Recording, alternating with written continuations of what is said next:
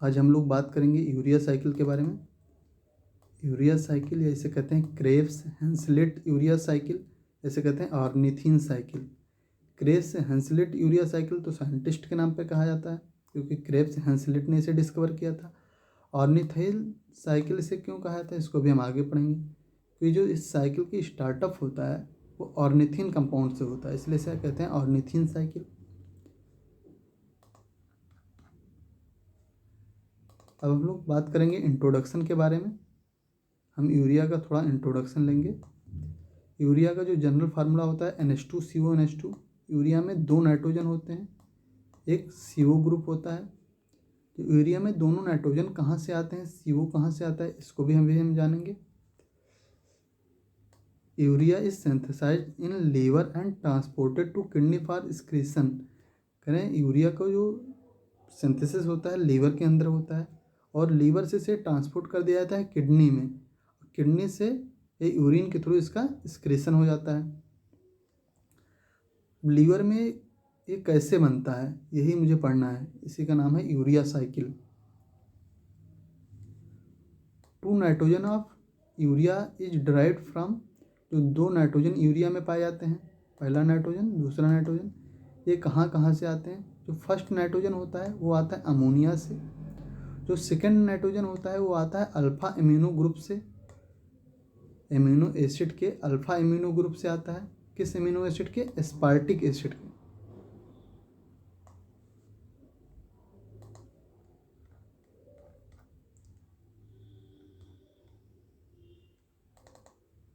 Carbon atom supplied by CO2। जो urea में carbon atom होता है CO ग्रुप, वो कहाँ से आता है, CO2 से आता है। Urea is and product of protein metabolism या एमिनो एसिड मेटाबॉलिज्म। जो यूरिया होता है ये प्रोटीन मेटाबॉलिज्म या एमिनो एसिड मेटाबॉलिज्म का एंड प्रोडक्ट होता है। कैसे होता है इसको भी हम आगे जानेंगे।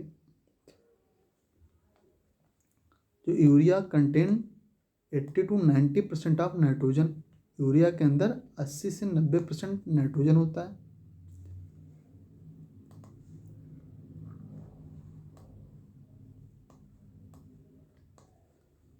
सिंथेसिस ऑफ यूरिया या यूरिया साइकिल।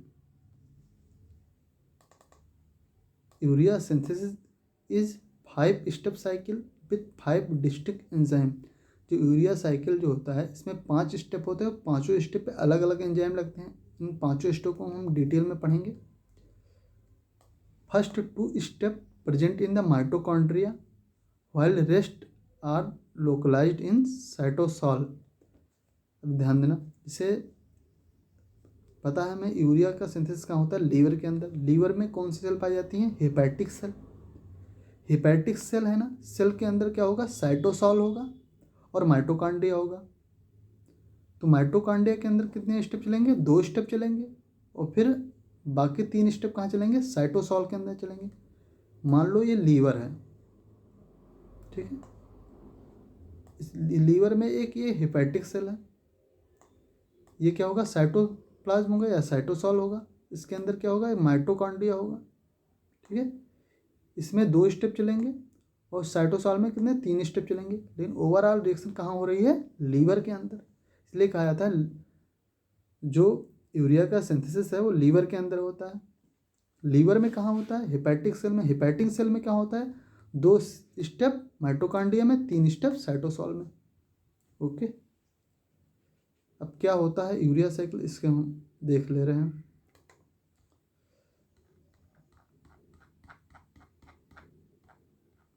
देखो,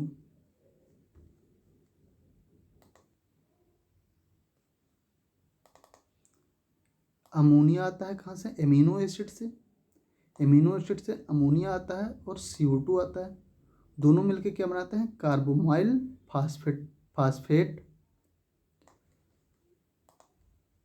अमोनिया CO2 मिलके कार्बोमाइल फास्फेट बनाते हैं, इसे कहते हैं फर्स्ट स्टेप।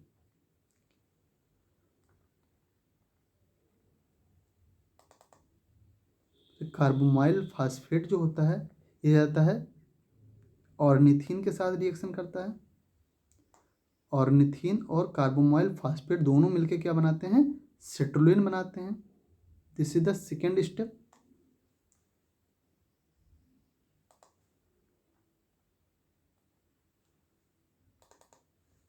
सिट्रुलिन जो होता है वो एस्पार्टेट के साथ मिलके क्या बनाता है, आर्जिनिनो सक्सिनेट बनाता है।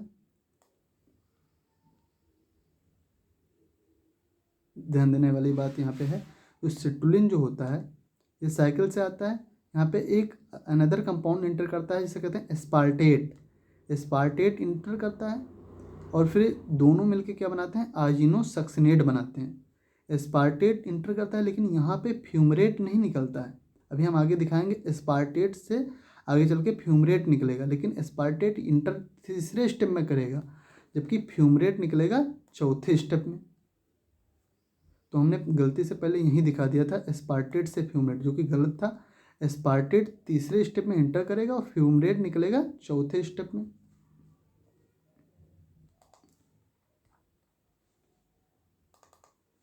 क्या बन गया, आर्जिनो सक्सिनेट बन गया। आर्जिनो सक्सिनेट का क्या होगा, क्लीवेज होगा, यानी ये टूटेगा।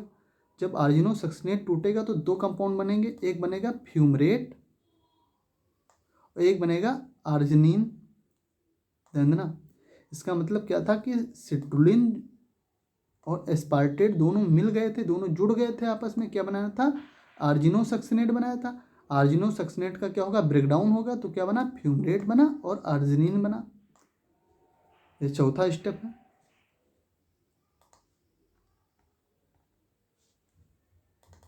पांचवें स्टेप में क्या होगा, आर्जिनिन का ब्रेकडाउन होगा, यानी इसकी भी लिसिस होगी, क्लीवेज होगा, तो क्या बनेगा, ऑर्निथीन बन जाएगा और यूरिया निकल जाएगा यहाँ से।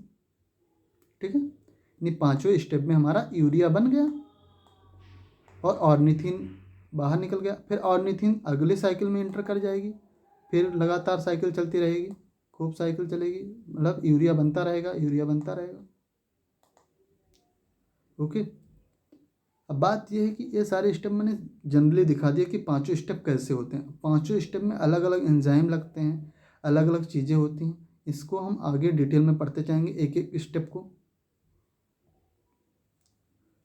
आगे चल के एक फिगर भी हम बना के रखे हैं जिसमें हम सारे एंजाइम को एक ही में दिखा दिए हैं। इसको हम लास्ट में दिखाएंगे जब सारा पढ़ लेंगे।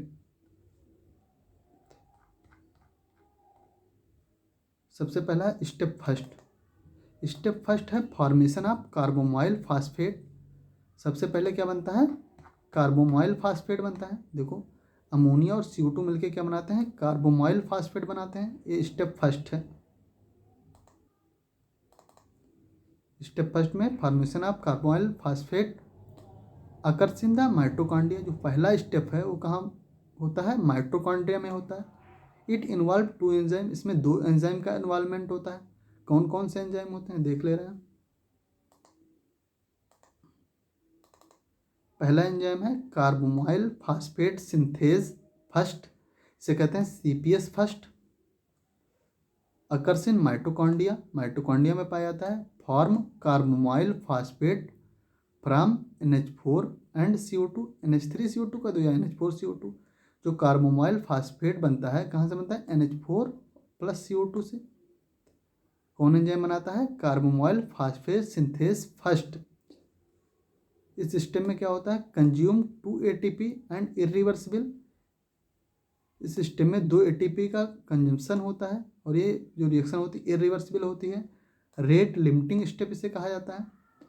CPS फर्स्ट यानी carbamoyl phosphate synthase first required acetyl glutamate for its activity. जो CPS फर्स्ट होता है इसकी एक्टिविटी के लिए एसिटाइल ग्लूटामेट की ज़रूरत पड़ती है। एसिटाइल ग्लूटामेट क्या करता है, CPS फर्स्ट की एक्टिविटी को बढ़ाता है। पहला एंजाइम फिनिश। दूसरा एंजाइम होता है carbamoyl phosphate synthase second.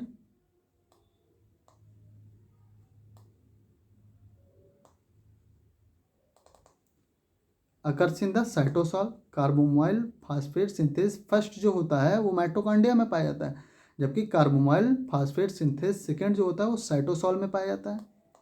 Involve in pyrimidine synthesis, ये पिरिमिडीन की सिंथेसिस में इन्वॉल्व होता है। It accept amino group from the glutamine, ये ग्लूटामीन से एमिनो ग्रुप को एक्सेप्ट करता है। बात यह आई, देखो सबसे पहले क्या था, NH4 प्लस CO2 मिलके क्या बना रहा था, कार्बोमाइल फास्फेट बना रहा था। तो NH4 जो एम्यूनो ग्रुप है उसको कौन एक्सेप्ट कराता है, carbamoyl phosphate synthase second accept कराता है। इसका और कोई काम नहीं है रिएक्शन में, केवल ये एम्यूनो ग्रुप को एक्सेप्ट कराता है। रिएक्शन देख रहे हैं, CO2 प्लस NH3, इसमें कौन सा एंजाइम लगा, कार्बोमाइल फास्फेट सिंथेस फर्स्ट, और क्या बना, कार्बोमाइल फास्फेट बन गया। अगर स्ट्रक्चर ना लिख पाओ तो सीधे कंपाउंड लिख दो, कार्बोमाइल फास्फेट। इसमें क्या लगा, 2 ATP लगा, 2 ATP लगा तो 2 ADP बना और इनऑर्गेनिक फास्फेट बना। 2 इनऑर्गेनिक फास्फेट बनना चाहिए था, हमने एक ही लिख दिया, गलत है। इस कार्बोमाइल फास्फेट सिंथेसिस की एक्टिविटी के लिए कौन लगा, N-एसिटाइल glutamate. Okay, reaction finished.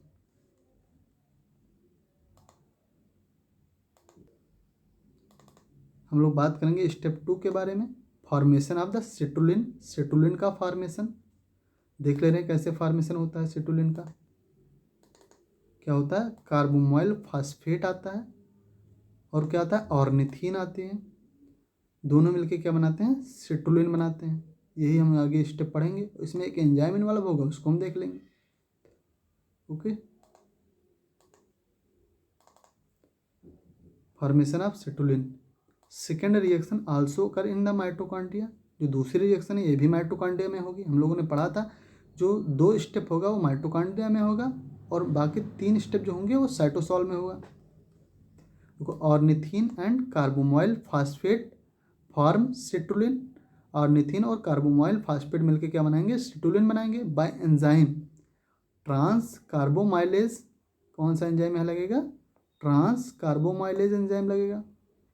Okay, जो सिटुलिन बना है इसकी क्या क्या प्रॉपर्टी है इसको भी थोड़ा सा हम देख ले रहे हैं।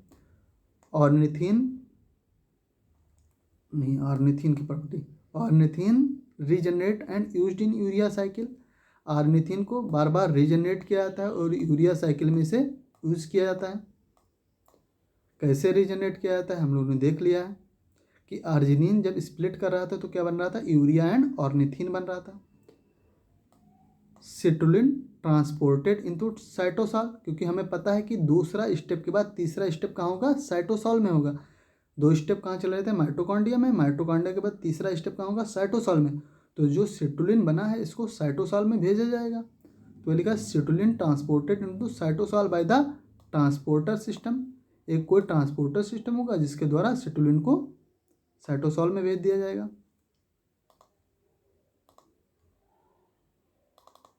सिटुलिन neither present in the tissue protein nor in blood. जो सिटुलिन कंपाउंड होता है ना तो ये टिश्यू प्रोटीन में पाई जाती है ना ही ये ब्लड में पाया जाता है, but present in the milk protein, बल्कि ये मिल्क प्रोटीन में ही पाई जाती है। प्लस मान के चलो जो सिटुलिन होता है हमारे बॉडी में कहीं नहीं पाया जाता है, केवल और केवल मिल्क प्रोटीन में पाया जाता है। ओके, अगला रिएक्शन देख लेना, ornithine plus carbamoyl phosphate. Ornithine और कार्बोमाइल फास्फेट मिला, कौन सा एंजाइम लगा, ऑर्निथीन ट्रांस कार्बोमाइलेज एंजाइम लगा और बना citrulline plus inorganic phosphate. Mainly जो कंपाउंड हमारा बना वो है सिट्रुलिन। ओके, अगला स्टेप है तीसरा स्टेप, फॉर्मेशन ऑफ आर्जिनोसक्सिनेट। इसको हम अगले वीडियो में बात करेंगे, वीडियो लेंदी हो जाएगा। ओके।